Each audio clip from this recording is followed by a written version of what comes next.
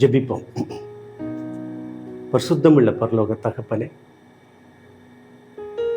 கிருபை நிறைந்த இந்த வேலைக்காக நன்றியோடு உம்மை துதிக்கிறேன், உம்மை ஸ்தோத்திருக்கிறேன். அப்பா,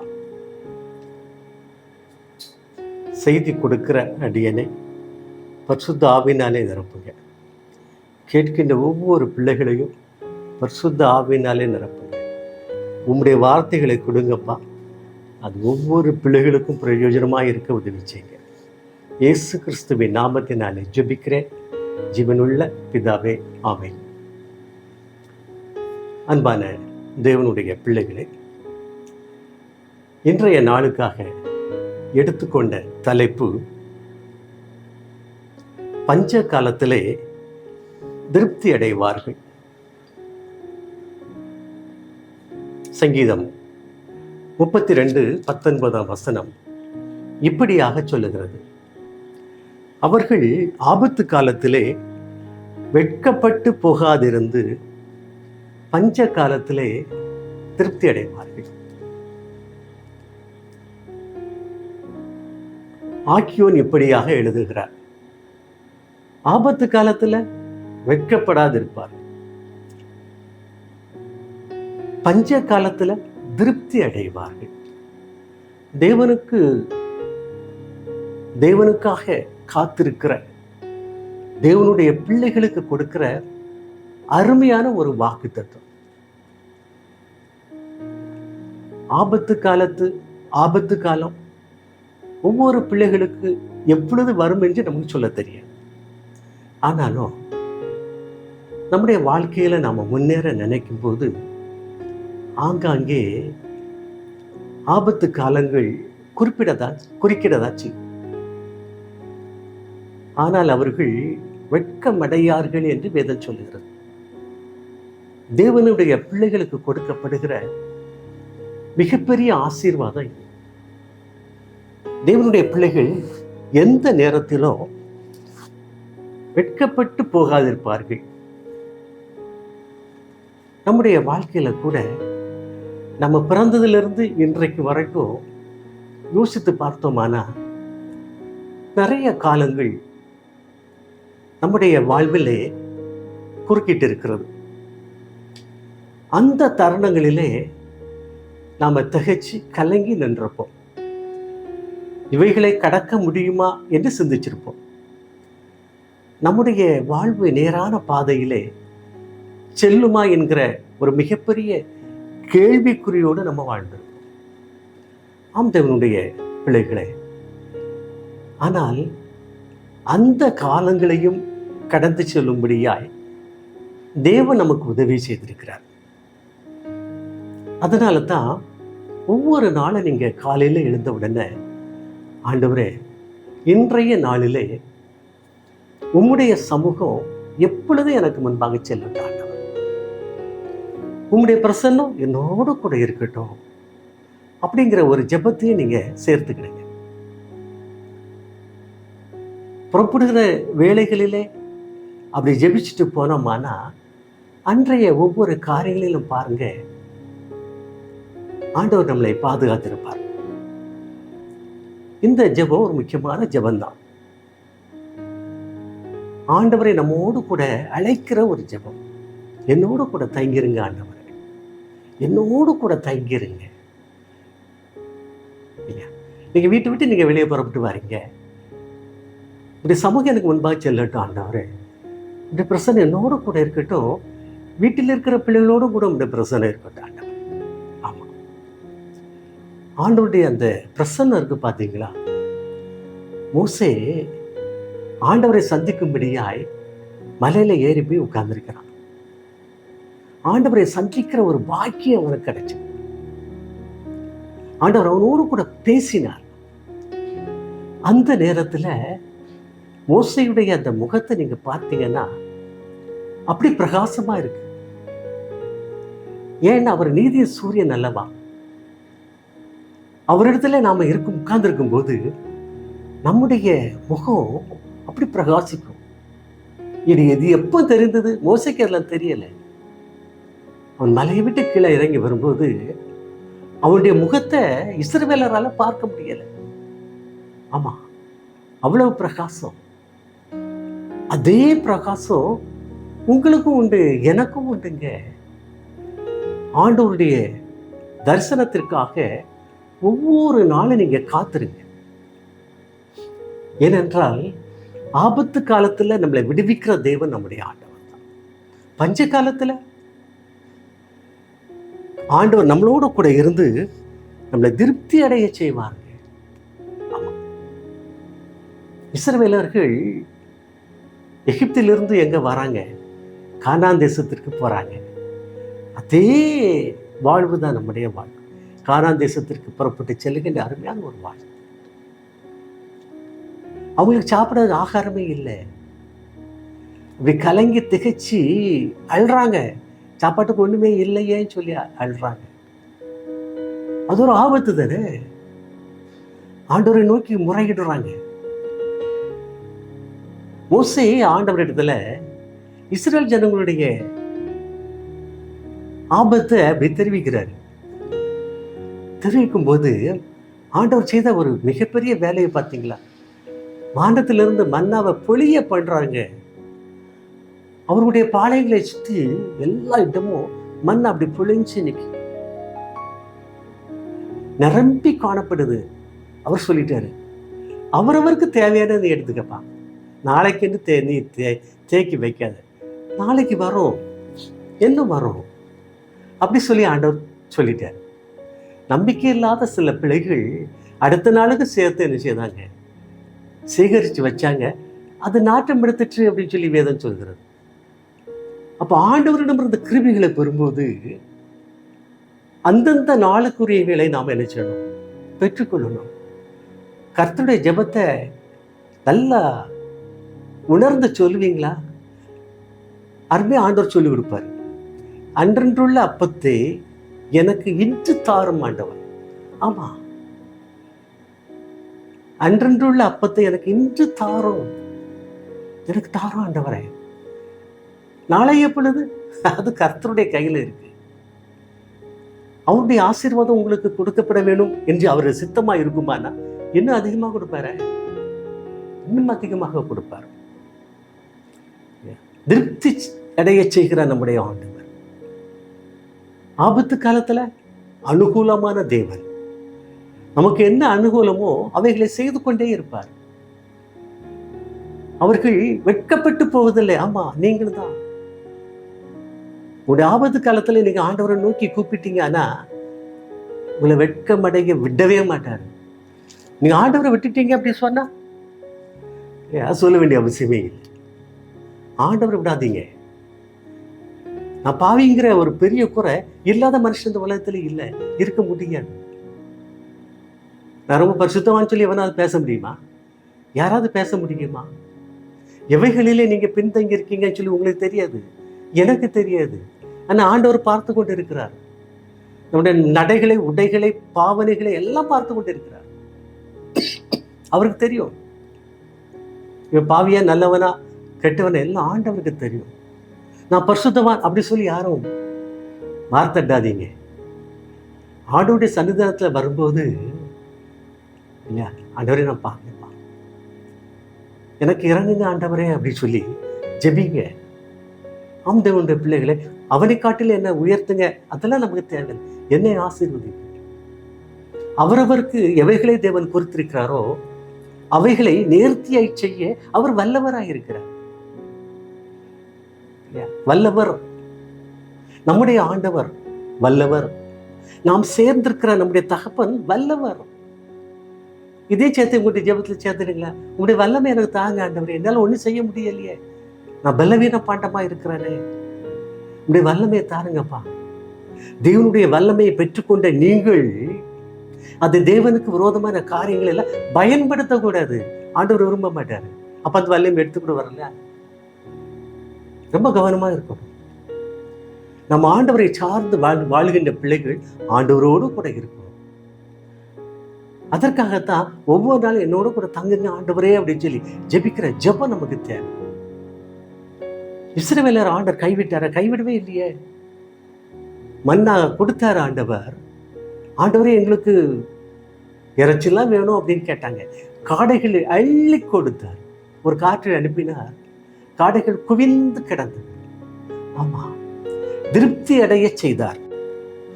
பஞ்ச காலத்திலே திருப்தி அடைய செய்தார். ஒரு நாள் கூட ஆண்டவர் பிள்ளைகளை கைவிடல. தண்ணீர் இல்லை என்று ஏங்கினார்கள், தண்ணீரை கொடுத்தார். எவைகளை எல்லாம் கேட்டார்களோ அவைகளை எல்லாம் கொடுத்தார். ஆம், கிறிஸ்துவுக்குள் அன்பானவர்களே, நீங்களும் நானும் சேர்ந்திருக்க வேண்டியது யார் தெரியுமா? நம்முடைய ஆண்டவர். இந்த பக்கம் ஆண்டவருடைய கரங்களை நம்ம பற்றி கொண்டு, இன்னொரு பக்கம் உலகத்தை பார்த்தோமானா, லோத்து தப்பிச்சு போயிட்டான். லோத்துடைய மனைவி என்ன ஆனா? உப்புத்தூள் ஆயிட்டான். ஆமா, ஒரே குடும்பத்தினுடைய பிள்ளைகள். லோத்துடைய மனைவி உப்புத்தூண் ஆக காரணம் என்ன? ஆண்டோடைய கிருபையை பெற்ற அந்த நாளிலே அவளுடைய எண்ணங்கள் எங்க இருந்துச்சு அப்படின்னு சொன்னா, உலக பிரகாரமாக இருந்தது. அவளுடைய சொத்துக்கள் இவைகளை நோக்கி இருந்தது. திரும்பினா பார்த்துடுங்க, உப்புத்தூண் ஆயிட்டார். இல்ல, செயலற்ற ஒரு தன்மை பார்த்துடுங்க. வாழ்விலே செயலற்ற ஒரு தன்மை, இது சாபத்திற்கு ஈடானது. அப்போ உங்களுடைய என்னுடைய வாழ்க்கையில நம்ம முன்னேற்றமா வாழணும், சந்தோஷமா வாழணும், சமாதானத்தோடு வாழணும், திருப்தியாய் வாழணும் அப்படின்னு சொன்னா, ஆண்டவர் கொடுக்கிறவைகளை பெற்றுக்கொண்ட நாம திருப்தியாய் இருக்க பழகிக்கொள்ள வேண்டும். திருப்தியாய் இருக்க பழகிக்கொள்ளணும்.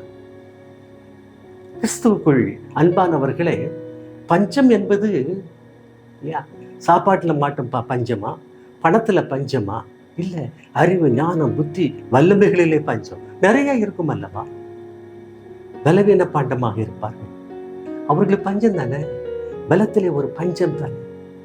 இவைகளிலே நீங்கள் இருப்பீர்களானால்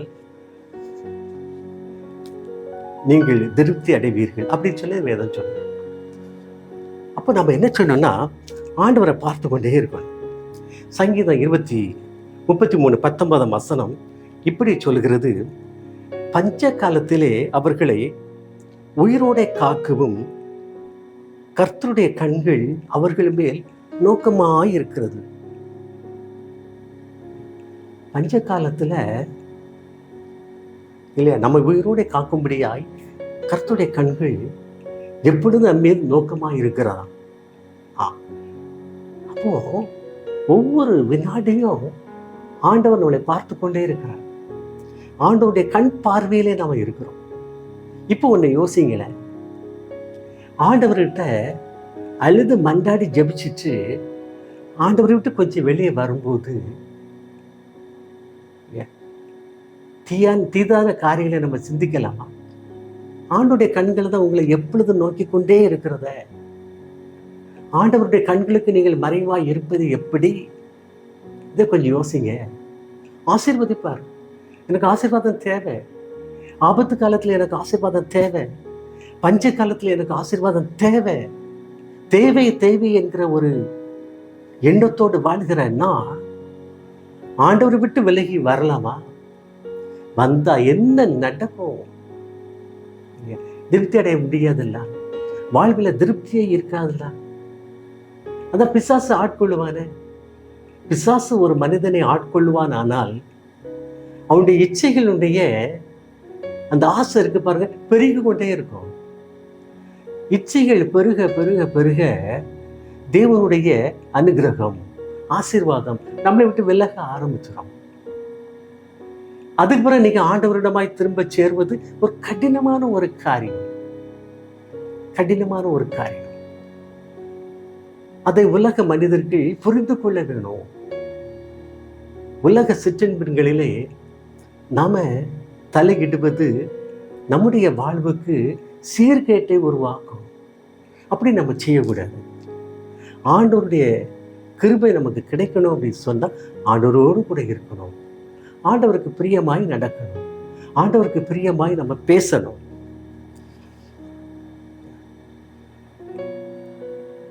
1 ராஜாக்கள் 12ஆம் அதிகாரத்தில் அருமையான ஒரு சம்பவம் சொல்லப்பட்டிருக்கிறது. இஸ்ரவேல் ராஜா, அவனுடைய பெயர் ஆகாப். அவனுடைய காலத்தில் வாழ்ந்த தீர்க்கதரிசி எலியா தீர்க்கதரிசி. ஆண்டவர் எலியா தீர்க்கதரிசி மூலமாக ஒரு வார்த்தையை சொல்லிட்டார். என்ன சொல்லிட்டாரு? ஆகாபனுடைய அந்த பாவத்து நிமித்தமா இஸ்ரேல் தேசத்துல 3 ஆண்டுகள் மழை பெய்யாது அப்படின்னு சொல்லிட்டார். எலியா தீர்க்கதரிசி ஆகாப் ராஜாவுக்கு அதை சொல்லிட்டான். ஆண்டவர் சொல்றாருப்பா அப்படின்னு சொல்லிட்டான். ஆகாப் ராஜாவுடைய வாழ்விலே ஒரு மாற்றத்தை ஆண்டவர் விரும்பினார். அதனால தான் அந்த சாபத்தை சொன்னார். ஆனா மனம் திறந்துற அளவில் அந்த ஆகாப்பு நடந்துக்கிடல. 3 வருஷம் பஞ்சம். அப்ப எலியாவுக்கு சாப்பாடு ஆண்டவர் அங்காங்கே அவனை அழைத்து அனுப்பி ஆகாரத்தை கொடுத்தார். ஆகாரத்தை எலியாவுக்கு கொடுத்தார். இப்ப ஆண்டவர் சொல்றாரு, இப்ப இங்கெல்லாம் தண்ணியெல்லாம் வத்து போச்சு, ஆறுகள்ல தண்ணி இல்லை, நீ அங்கெல்லாம் இருக்காத, ஒழுங்கி இருக்க வேண்டாம். சாரிபாத்து ஊருக்கு போப்பா, அங்க ஒரு விதவை இருக்கா, நீ போய, நான் உனக்கு சொல்றேன் அப்படி சொல்லி ஆண்டவர் எலியாவோடு கூட பேசுகிறார். நல்ல கவனிக்க, ஒரு மிகப்பெரிய ஒரு தீர்க்கதரிசி. அந்த தீர்க்கதரிசிக்கு என்ன இல்லை, சாப்பாடு இல்லை, பஞ்ச காலத்துல அவனுக்கு ஆகாரம் இல்லை, அவன் உயிர் வாழ்வதற்கு கடினமாக கஷ்டப்படுகிறான், ஆபத்து காலம் நெருங்கிட்டு. ஆனா ஆண்டவர் சொல்றாரு, அங்க போ, சாரிபத்துக்கு போ சொல்றார். அங்க போன ஒரு ஏழை விதவை விறகு போய் பொறுக்கிக்கிட்டு இருந்தான். பொறுக்கின உடனே ஆண்டவர் சொல்றார், போய் பேசு அப்படின்னு சொல்லி சொல்றார். இவன் போனா அந்த அம்மாட்ட போய் கேட்டான், எனக்கு ஒரு அப்போ எனக்கு கூட கொஞ்சம் தண்ணீரை எனக்கு கூட அப்படின்னு சொல்லி கேட்டான். அப்ப அந்த அம்மா சொன்னாங்க, அந்த அம்மாவுடைய வார்த்தையை பாருங்க இல்லையா, ஐயா நானும் என் மகன் மட்டும்தான் இருக்கோம், என்னுடைய பானையில நாங்க 2 பேரும் ஒரு நேரம் சாப்பிடக்கூடிய மாவு மட்டும்தான் இருக்கு, எண்ணெயும் அவ்வளவுதான் இருக்கு, இதை சாப்பிட்டு நாங்கள் செத்து போக கொஞ்சம் விறகு பொறுக்கிட்டு இருக்கேன், அந்த அடையை சுடுவதற்கு நான் விறகு பொறுக்கிட்டு இருக்கேன், அதுவும் எங்களுக்கு வாழ்வே இல்லை அப்படின்னு சொல்லி சொல்றாங்க. கொஞ்சம் யோசித்து பாருங்க, எலியாவுக்கே சாப்பாடு கிடையாது, இவன் ஒரு அம்மாட்ட போய் என்ன செய்யறான், உதவி கேட்கிறான். அவங்க ஒரு பெரிய வார்த்தை சொல்லிட்டாங்க, நானே பிள்ளைங்க ஐயா, இதை குறைக்கி நான் அடை சுட்டு சாப்பிட்டுச்சு நாங்கள் செத்துதான் போகணும், எங்க நண்பர்களுக்கு ஒண்ணுமே கிடையாது. ஆம்தேவனுடைய பிள்ளைகளை உலகத்துல கூட எத்தனை குடும்பங்கள் சாப்பிட கூட வழி இல்லாம சிக்கி திணறி அலைஞ்சிட்டு இருக்காங்க. ஒருவேளை நமக்கு கூட அப்படி ஒரு தருணம் இருக்குமானா கவலைப்படாதீங்க, ஆண்டவரை நோக்கி பாருங்க, ஆண்டவரை நோக்கி பாருங்க, ஆண்டவர் கொடுப்பாருங்க. அவர் கொடுக்கிற ஆண்டவர். ஏன் அப்படி சொன்னா, அவருடைய கண்கள் எங்கும் சுற்றி அலைகிறது, எல்லோரையும் பார்த்து கொண்டே இருக்கிறாங்க. என்ன செய்யறாங்க பார்த்து கொண்டே இருக்கிறாங்க. நீ அவரை கூப்பிடுங்க, உடனே வந்துடுவார். ஆபத்து காலத்துல என்ன நோக்கி கூப்பிடு அப்படின்னு சொல்லியிருக்காரு. கூப்பிடுங்க, வந்து உங்களுக்கு உதவி செய்வார்.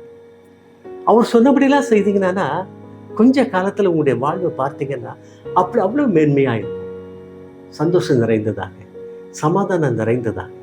நல்லா கவனிங்க, நான் ஆண்டவர்கிட்ட ஜெபிச்சுட்டேன், எனக்கு வீடு நிறைய பணம் இருக்கு, அது முக்கியம் இல்லை. நான் ஆண்டவரை நோக்கி ஜெபிச்சுட்டேன், இருக்கிறவைகளை கொண்டு எப்படி வாழ்வது என்பதை என் ஆண்டவர் எனக்கு கற்றுத் தந்திருக்கிறார். என்ற நிறைய இருக்கோ குறைய இருக்கு, அதை பற்றி இப்போ எனக்கு கவலையே கிடையாது, சந்தோஷமா வாழ்ந்துட்டு இருக்கேன். கிறிஸ்துவுக்குள்ளாக நான் சந்தோஷமா வாழ்ந்துட்டு இருக்கேன். இதை தாங்க நிறைய சொல்ல நான் கேள்விப்பட்டிருக்கிறேன். பணக்காரங்க கோடீஸ்வரனா இருக்கிறவங்க எல்லாருமே ரொம்ப சந்தோஷமா வாழ்ந்துட்டு இருக்காங்க அப்படின்னு நீங்க நினைக்கீங்களா? அப்படிலாம் நினைக்காதீங்க. உங்களுக்கு எந்த தாளந்து கொடுக்கப்பட்டு இருக்கிறதோ அவைகளை கொண்டு கிறிஸ்துவுக்குள்ளாக வாழ்ந்து சந்தோஷமாய் சமாதானமாய் வாழ்வின் கிருபைகளை நீங்க அனுபவிக்க பழகிக் கொள்ளுங்க. ஆமாங்க, நிறைய பொருள் இருந்தாதான் சந்தோஷம் அப்படிலாம் கிடையாது. அவங்க வீட்டிலேயே பார்த்தீங்கன்னா சில வீடுகள்ல ஐயா இப்படி ஒரு வாழ்க்கை எனக்கு வேண்டாம் அப்படி சொல்லக்கூடிய அளவில் இருக்கும். நீங்கள் உங்கள் மனைவியோடு, கணவனோடு, பிள்ளைகளோடு, பேர பிள்ளைகளோடு சந்தோஷமா இருக்க கற்றுக்கொள்ளுங்கள். அப்போ அந்த வாழ்வு எப்படிப்பட்ட வாழ்வா இருக்குன்னு தெரியுமா? கிறிஸ்துவுக்குள்ளாக வாழுகிற வாழ்வா இருக்கும். எல்லாவற்றிலும் ஆண்டவர் தான். என்னுடைய மேன்மையே ஆண்டவரால் தான், என்னுடைய சமாதானமே ஆண்டவரால் தான், என்னுடைய சந்தோஷமே ஆண்டவரால் தான். சொல்லுங்க, நீங்க உங்களை பார்க்கிற ஒவ்வொருவரும் உங்களை சாட்சியாக எண்ணி நல்ல வாழ ஆரம்பிச்சிருவாங்க. ஆமாங்க. இப்போ எலியா தீர்க்கதரிசி சார்பாத்தி விதவையோடு பேசின பிறகு அவருடைய மனசு கஷ்டப்பட்டிருக்கும். அண்ணா கஷ்டப்படலை. அப்போ அவர் சொல்லுவாரு, நீ சொல்றது உண்மைதாமா, ஆனாலும் உனக்கும் உன்னுடைய மகனுக்கும் செய்கிற அடையில முதல் அடை எனக்கு தந்துரு அப்படி சொன்னார். அந்த அம்மா என்ன செய்தாங்க தெரியுமா? கோவப்படலை, எரிச்சல் படலை. எனக்கே இல்லைன்னு சொல்லிட்டு இருக்கேன். நல்லா கவனிங்க, உங்களிடம் யார் யார் எதை விவைகளை கேட்கிறார்களோ கோவப்படாதீங்க. அந்த அம்மா செய்த ஒரே வேலை அதுதான், கோவப்படவே இல்லை. அடைய சுட்டு முதல்ல கொண்டு யாரும் கொடுத்துட்டாங்க? எலியா தீர்க்கதரிசி கொடுத்துட்டாங்க. அவர் முதலே சொல்லியிருந்தாரு, எனக்கு கொண்டு வாமா, இந்த பஞ்சம் முடியும் வரைக்கும் உன்னுடைய மாவு சட்டியில் மாவு, உன்னுடைய பானையில் மாவு குறைந்து போவதே இல்லை இல்லையா, உன்னுடைய எண்ணெயும் குறைந்து போவதே இல்லை அப்படி சொன்னார். ஆம் தேவனுடைய பிள்ளைகளே, அன்றிலிருந்து பஞ்சக்காலம் முடியும் வரைக்கும் மாவு அந்த அம்மாவுக்கு இருந்துட்டு எடுத்து பயன்படுத்த மாவு அப்படியே தான் இருந்துச்சு, குறையல. எண்ணெயும் அப்படியே தான் இருந்துச்சு. எவ்வளோ பெரிய ஆசீர்வாதம் பார்த்தீங்களா? உலகத்தில் நீங்கள் என்ன சம்பாதிக்கிறீங்களோ அவைகளில் ஒரு பங்கை ஊழியக்காரருக்கு கொடுங்க, தேவனுடைய பிள்ளைகளுக்கு கொடுங்க, இயலாதவர்களுக்கு கொடுங்க, முடிஞ்ச அளவு கொடுங்க. நீங்கள் எல்லாம் அள்ளி கொண்டு அப்படிலாம் நான் சொல்ல வரலை. உங்களை இயன்ற அளவு கொடுத்துக்கிட்டே இருங்க. அதில் இருக்க அந்த சந்தோஷம் பாருங்க, ரொம்ப சமாதானம் கொடுக்கிறதாக இருக்கும். இந்த சந்தோஷம் எப்படிப்பட்டதாக இருக்கும்? சமாதானம் கொடுக்கிறதாக இருக்கும். ஆமாம், சமாதானம் தாங்க நம்முடைய கிறிஸ்தவ வாழ்வில் மிகப்பெரிய ஒரு ஆசீர்வாதம். ஆமாம், சமாதானம். என்னுடைய சமாதானத்தையே உங்களுக்கு வைத்து போகிறேன் என்று ஆண்டவர் சொன்னார். ஆண்டவருடைய சமாதானம் அப்படி ஆசீர்வாதம் நிறைந்ததாக இருக்கும். அப்போ கோபம் வராது, எரிச்சல் வராது, சண்டை வராது இல்லையா? பிறருக்கு விரோதமாக நம்ம எதையும் செய்ய மாட்டோம், செயல்பட மாட்டோம். அப்போ பாவம் நம்மகிட்ட இருக்காது, அப்போ சாபம் நமக்கு வராது. எவ்வளவு பெரிய கிருபை நிறைந்த வாழ்வு தெரியுமா? ஆமாம், அந்த சாரிபாத்து விதவையுடைய வீட்டில் மாவும் குறையலை, எண்ணெயும் குறையலை, ஆசீர்வாதம் பெருகிட்டே இருந்துச்சுங்க. அவள் பெரிய மாட மாளிகை கெட்டியாக இருந்தா அப்படி இல்லை, ஆனால் சமாதானம் இருந்துக்கிட்டே இருந்துச்சு. எப்போ வரைக்கும்? பஞ்சகாலம் முடியும் வரைக்கும். ஆமாம், கேளுங்க, ஆண்டவர்கிட்ட கேளுங்க. இது ஒரு வாக்குத்தத்தமான ஒரு வசனம். இந்த வசனத்தை சொல்லி ஆண்டவரோட கூட ஒவ்வொரு நாளும் நீங்கள் ஜெபிங்க. ஆண்டவர் உங்களுக்கு நீங்கள் கேட்கிறவைகளை எல்லாம் கொடுப்பார். அதான் ஆண்டவர் சொல்கிறாரு, பார்த்துடுங்க. மத்திய 10:4 சொல்கிறாரு, இந்த சிறியில் ஒருவனுக்கு இல்லையா ஒரு கலசம் தண்ணீர் கொடுத்தவன் எனக்கு தான் கொடுத்தான் அப்படின்னு சொல்கிறத பார்த்துடுங்க. ஆமாம், தேவனுடைய பிள்ளைகளுக்கு, தேவனுடைய சீடர்களுக்கு, தேவனுடைய ஊழியக்காரர்களுக்கு கொடுங்க. அது யாருக்கு கொடுக்குறீங்க தெரியுமா? ஆண்டவருக்கு நீங்கள் டைரெக்டாக கொடுக்குறீங்க. ஒருவேளை நம்மால் அந்த சீடர்கள் பண்ணுற, ஊழியக்காரர்கள் பண்ணுற ஊழியத்தை நம்மளால் பண்ண முடியாது. அவங்க தான் ஆண்டவருக்காக இரவும் பகலும் இல்லை உழைக்கிறாங்க, கஷ்டப்படுறாங்க, திங்க் பண்ணுறாங்க, அதை செயல்படுத்துகிறாங்க. எவ்வளவு அருமையான கருத்துக்களை கொடுக்குறாங்க தெரியுமா? நீங்கள் அவங்களுக்கு கொடுங்க. அவங்களுக்கு கொடுத்தது யார் கொடுத்தது யாருக்கும் சொல்கிறார், எனக்கு அப்படின்னு சொல்கிறார். ஆண்டவருக்கு நீங்கள் கொடுக்குறீங்க. இன்னும் மத்தேயு 25:4 சொல்கிறாரு, இவர்களில் ஒருவனுக்கு நீங்கள் என்ன செய்தீர்களோ அது எனக்கே நீங்கள் செய்தீர்கள். அப்போ நீங்கள் தீங்கு செய்தீங்கன்னா எல்லாம் கவனிங்களா? ஒரு ஊழியக்காரரை பற்றி ஏசுறீங்க, அவருக்கு விரோதமாக நீங்கள் செயல்படுறீங்க அப்படி சொன்னால் அதை யாருக்கு செய்கிறீங்க? ஆண்டவருக்கு விரோதமாக செய்கிறீங்க. அதற்காகத்தான் பொது இடங்களில், ஆலயங்களில் இல்லையா, நீங்கள் யாருக்கு விரோதமாக நீங்கள் பேசாதீங்க, ஊழியக்காரருக்கு விரோதம் பேசாதீங்க, சபை தலைவர்களுக்கு விரோதமாக நீங்கள் பேசாதீங்க.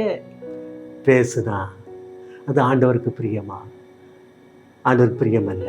ஆண்டவருக்கு விரோதமாக நீங்கள் பேசுகிறீங்க அப்படி சொல்லி ஆண்டவரே சொல்கிறார். கிறிஸ்துவுக்குள் அன்பானவர்களே, உலக வாழ்க்கையில் கொஞ்ச காலம்தான், எல்லோருடைய வாழ்வு ஒரு கொஞ்ச காலம்தான்.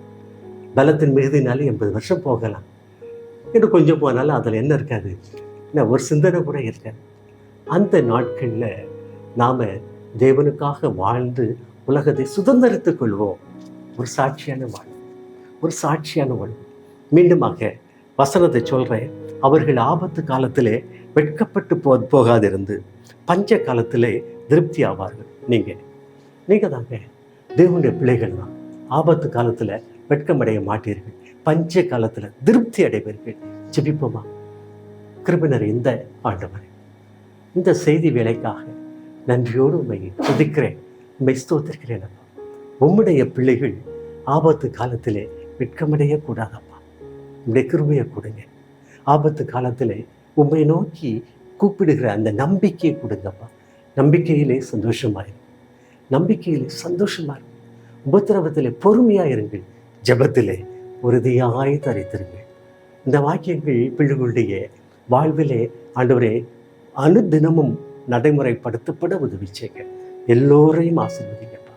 யார் யாரெல்லாம் உங்களுடைய பாதப்படியில் அமர்ந்து கண்ணீரோடு ஜெபிக்கின்றார்களோ அந்த பிள்ளைகளை தொட்டு ஆசீர்வதிங்க. குடும்பத்தாரை தொட்டு ஆசீர்வதிங்க. ஊழியக்காரர்களை தொட்டு ஆசீர்வதிங்கப்பா. அருமையான மகிமை டிவிக்காக ஜெபிக்கிற தகப்பனை, நடத்துகிற மகனை ஆசீர்வதிங்க. குடும்பமாய் ஆசீர்வதிங்க. பணி செய்கின்ற ஒவ்வொரு பிள்ளைகளையும் ஆசீர்வதிங்கப்பா. சமாதானம் அங்கே நிறைந்திருக்கட்டும் தகப்பனை. அந்த ஊழியத்தில் பயன்படுத்தப்படுகிற எல்லா எக்யூப்மெண்ட்ஸையும் ஆசீர்வதிங்க. பண தேவைகள் சந்திக்கப்பட உதவி செய்யுங்க. உங்களுடைய கிருபை ஒவ்வொருவரோடும் கூட இருக்கட்டும். இயேசு கிறிஸ்துவின் நாமத்தினாலே ஜெபிக்கிறேன் ஜீவனுள்ள பிதாவே. ஆமென், ஆமென்.